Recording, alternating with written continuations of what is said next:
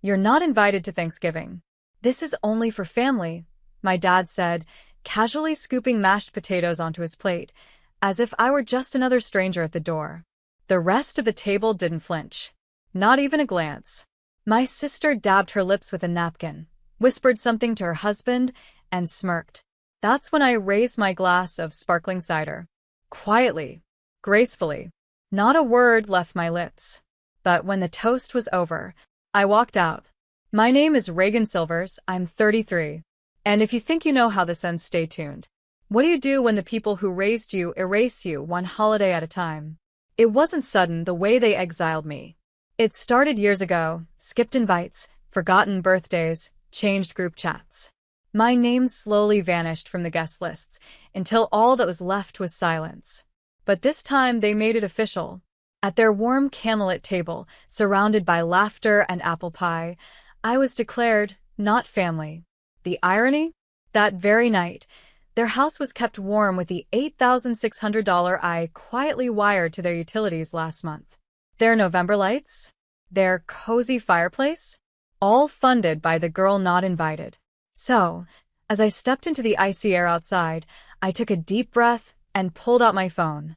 I opened my banking app, hovered over the payments list, and with a calm, controlled swipe, I started pressing cancel. One by one, $8,600 of silence was about to speak louder than all their toasts combined. Inside, they passed gravy. Outside, I walked into the cold. And somewhere between the frost and the fury, I decided this Thanksgiving wouldn't go to waste. They thought I'd just disappear. But some ghosts don't haunt. They build. The thermostat clicked off before dessert was even cleared. My sister texted, "Is the heater broken again?" LOL. I ignored it. By midnight, Mom messaged me directly. "Can you check the heating payment? It's freezing in here." I stared at my screen. They still hadn't realized. That warmth they'd taken for granted, the quiet comfort of always having someone responsible in the background, that was me. While they toasted Ezra's new condo. While they forgot my birthday 3 years in a row. While they removed me from the group family portrait that still hung above the piano. I was the shadow keeping the lights on. The one paying the gas bills they thought magically auto-covered. But this was my silence. My signature. My closure. I went to bed with my phone buzzing on the nightstand. The next morning, I made cinnamon pancakes. My kitchen filled with sunlight. Spotify played jazz. I ate slowly, syrup dripping down the sides, peace finally audible in every bite. 8:37 a.m. My phone rang. Dad. Declined. 8:40. Emma. Declined. By 9:15, there were 14 missed calls, 6 voicemails, and 1 frantic group chat revival with my name. All caps. Suddenly, I was Reagan Honey again. The back door hadn't opened in 5 years, until they needed me. But I was done being the emergency contact for people who treated me like a deleted file. Then came the knock. Not just a tap, a pounding. I opened the door slowly. And what I saw wasn't just someone from the family. It was someone holding the thing that had always been mine, and was taken without a word. It was my mother, in a robe, shivering, holding a tray of deviled eggs wrapped in foil, like peace could be brokered with hors d'oeuvres. Behind her stood my dad, Ezra, his fiancé, even Grandma, still in curlers. "Can we come in?" Mom asked, her voice cracking. I didn't move. The scent of cheap champagne and desperation clung to them. "We didn't mean what we said," Dad added quickly. "It was a joke. Thanksgiving was just tight this year." Ezra needed. I held up my hand. "You said it was only for family," I whispered. "So, why are you here?" Ezra stepped forward. "The heat's out. The backup generator failed. Mom's medication needs refrigeration, and you thought the beggar would save you?" I laughed. Quietly, deeply. Mom reached into her pocket, pulled out a folded slip of paper. "This is from the lawyer. We updated the documents. You're back in the will. Full share. A bribe in legalese." "Wow," I said, tilting my head. The will, the heating, the guilt. They waited. But I wasn't the girl who begged for their table scraps anymore. You know what I sent with that last $8,600? I asked. They blinked. No. I smiled. Neither do I. Because you never asked what it cost me. You only cared that it cleared. Mom opened her mouth again. But I had already turned away. I shut the door, not angrily, not forcefully, just enough to let silence speak for me. They stayed out there, shivering. 30 minutes later, I got a message. From Grandma. I'm proud of you. Call me tomorrow. Alone. That night, I made a different kind of toast. One for the version of me who finally knew. Family isn't who you're born to. It's who sees you and stays. By morning, the family group chat had resurrected me. Green circle, please just respond. Green circle, the heat's still out. Mom's getting worse. Green circle, can you help, even just a little? I sip my coffee. Let the phone vibrate against the countertop like a broken apology. It wasn't about revenge. It was about remembering who I'd become. For 11 years, I had paid more than anyone ever asked. For birthdays, I wasn't invited to. For repairs I never got thanked for. For love that came with a receipt and 0 returns. So, I did something they never expected. I showed up. At their door. With a contractor. And a clipboard. Dad opened the door. Red-nosed. Beaten by the cold. Are you here to help? I handed him the clipboard. What's this? An estimate. I'm willing to fix your heating. But this time, I'll invoice it properly. Mom stumbled out from behind, her lips chapped, eyes wide. You're charging us? Yes, I said softly. Like you taught me to charge the world for anything that matters. They stared. Let me be clear, I continued. No charity. No strings. This is a contract. Like adults. Ezra's fiancée burst out laughing. Seriously? You're making your family sign a contract. I turned to her. Sweetheart, I don't work for exposure.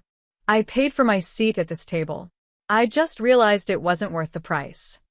Mom started crying. Dad signed the paper, with shaking hands. As the contractor got to work, I left. No hugs. No warmth. Just truth. I didn't need to burn the bridge. They finally saw who'd been keeping it from collapsing all along. The invoice must have haunted them. Because 2 days later I got a call, not from Mom, not from Dad, but from Ezra. Hey, he said, voice all syrup. Can we talk? I stared at the name on my screen. My brother, the golden one. The one they all toasted when I opened my restaurant. The one who got a promotion party while I cut ribbons alone. I didn't speak. Okay, listen, he added. That SUV you used to drive, it still runs? I blinked. Why? Mom's car died. Dad's using mine. She's been stuck. Ezra, I said slowly, why are you asking me this? He paused. Because you always fix things. I almost laughed. Ezra, I said, I'm not a wrench. Or a backup plan. He sighed. So that's a no? I didn't answer. Just ended the call. But something shifted that night. Because Mom texted.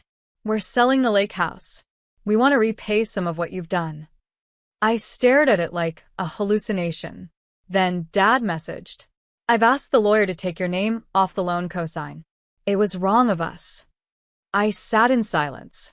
No music. No TV. Just the hum of my own worth echoing louder than their apologies. They weren't changing because they understood. They were changing because I stopped cushioning their falls. And that was power. I stood at the window, watching the snow fall outside. For once, it didn't feel cold. For once, I wasn't the outsider pressing my face to the glass. I was the one inside, with the heat fully paid. I didn't reply to Mom's message. I didn't ask about the lake house, or the loan, or Ezra's silence.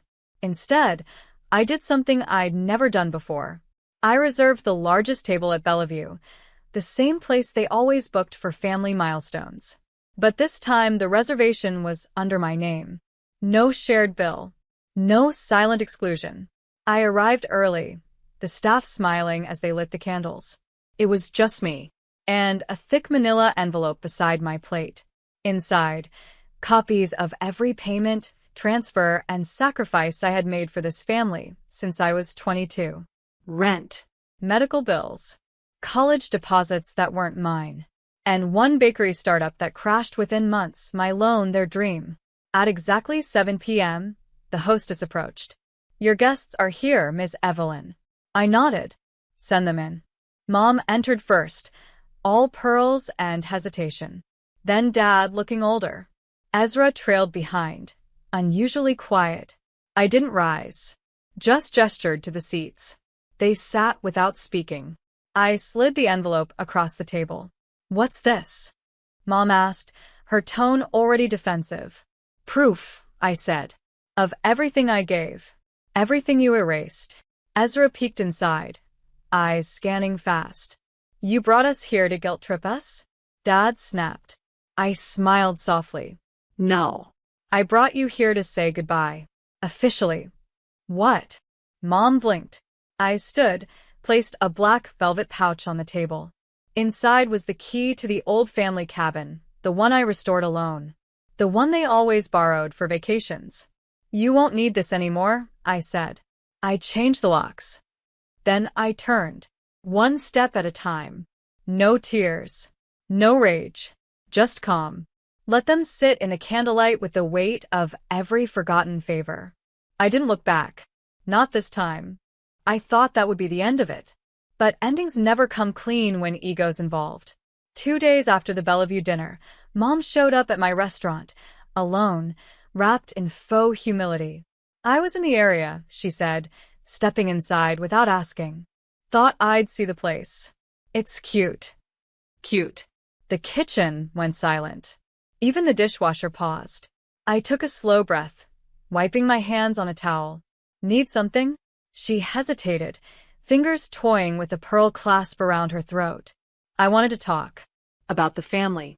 About fixing things. I raised an eyebrow. Fixing or reclaiming?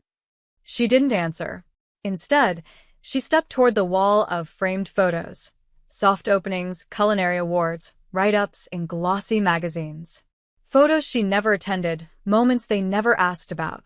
"I saw Ezra this morning," she said. "He's not doing well. Lost the car.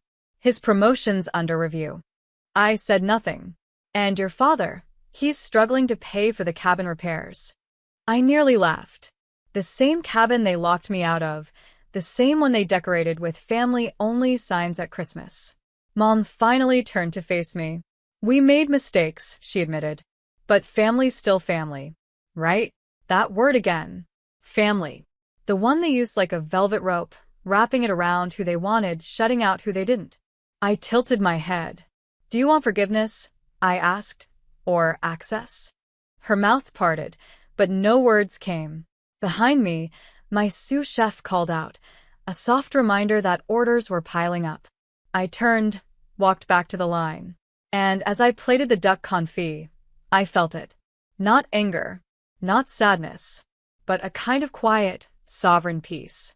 The kind you earn, the kind no one can take. They never said sorry. Not properly. Not once. What came instead were half-offers. A dinner invite. A forwarded funny meme. A photo from my childhood captioned, "Good times, right?" I didn't respond. Not out of bitterness, but because I had no space left for performance. The next holiday came and went. I worked a double shift that day, not because I had to, but because it felt better than sitting at a table where love came with a receipt. The restaurant thrived. Customers asked about the signature drink named Second Daughter. I'd smile and say, "It has a quiet kick." Sometimes I caught Ezra across the street, just staring through the window. Once he came in, hat in hand, eyes unsure. He looked around, took in the warmth, the laughter, the photos of regulars who'd become family. He didn't speak. Just nodded, like he finally understood what I built without them. And I finally stopped waiting. Stopped wishing they'd recognize my worth without requiring proof. It's funny. I once thought revenge would feel like thunder, but it turns out it feels like silence. The kind where no one's calling you a burden. where no one's mocking your dreams over dinner, where no one's draining your light just because they gave you life. Now, when I close up each night, I don't replay old fights. I just lock the doors, wipe the counters, and breathe deep. Peace is not the absence of noise. It's choosing who gets to speak into your story. And this story? This one ends with me walking home under soft streetlights, keys in hand, head held high. Not broken. Not bitter. Just done.